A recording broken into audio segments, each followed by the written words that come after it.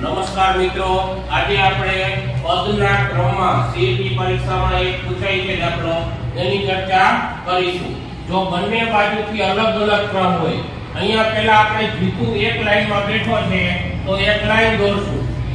એક લાઈનમાં ડાબેથી આ બાજુ ડાબું અને આ બાજુ જમણું। રેડી? ડાબું જમણું એમ લખી લેવાનું એક રેખા ઉપર। ડાબેથી 11મો ક્રમ છે, આ બાજુથી ચાલુ કરીએ તો એનો 11મો ક્રમ આવે છે। પછી જમણી બાજુથી ચાલુ કરીએ તો એનો 8મો ક્રમ આવે છે। કેટલામો? 8મો ક્રમ। તો આ બાજુ 11મો ક્રમ હોય તો આ બાજુ આગળ કેટલા હોય અને આ બાજુ પાછળ કેટલા હોય? 7। અને હવે એમ કીધું છે એક પોતે 10 ને 7 17, 17 ને 1 પોતે તો 18। કયો ઓપ્શન આવશે?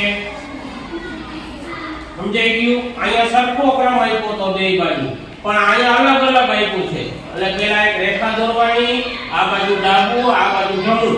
હવે ડાબેથી 11મો અને જમણેથી 8મો, એટલે આ પોતે એક જ છે। આ બાજુ 7 આ બાજુ 10, 17 અને 1 પોતે, એટલે 18 જવાબ આવશે। જ્યારે બંને બાજુ અલગ અલગ માં આપેલું હોય ત્યારે આ રીતે કરવાનું।